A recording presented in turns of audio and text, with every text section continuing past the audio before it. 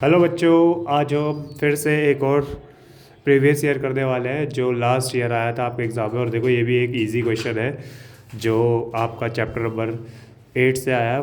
Force and laws of motion से आया है। उसके अंदर फोर्स वाला आपने पढ़ा होगा, तो वही चीज़ हम डिस्कस करेंगे। देखिए, तो इसमें the force applied to bodies, दो बॉडीज़ के ऊपर फोर्स लगाया जाता है जिनका मासेस है 80 kg एंड 20 kgs, और इनके फोर्स की वैल्यूज़ है 20 न्यूटन और 60 Newton respectively. What will be the ratio of their acceleration, ये हमें फाइंड आउट करना है। तो जो गिवन है, सबसे पहले आप गिवन लिखें। गिवन क्या लिखोगे आप कि मास ऑफ फर्स्ट बॉडी मान लेते हैं अब,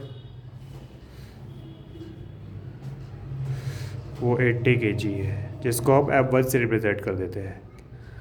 और मास ऑफ सेकंड बॉडी जो है वो हम कंसिडर कर लेते हैं, मतलब F2 हम मान लेते हैं इसको।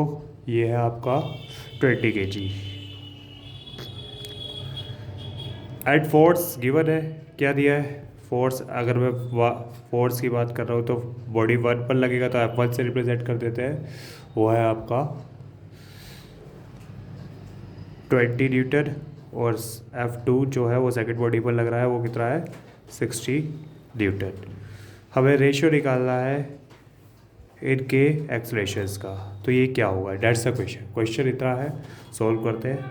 अगर आप फोर्स का फॉर्मूला जानते हो, फोर्स इक्वल्स टू MA होता है मास इनटू एक्सेलरेशन।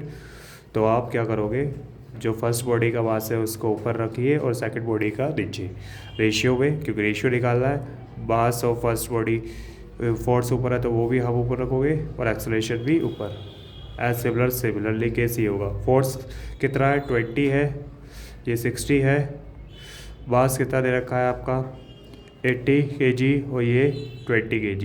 ये A1 ही रहेगा, ये A2 ही रहेगा। इससे अब इसको कैंसिल आउट करते हैं, 4 आएगा। और इसको, और अगर इसको कैंसिल आउट करें तो हम 3 आएगा। ठीक है, अच्छा इक्वल के इधर ले आते हैं अब इसको, तो इसके साथ मल्टीप्लाई हो जाएगा। ये आपका आएगा 1/12। ओके, ये आपका इतना आधा है।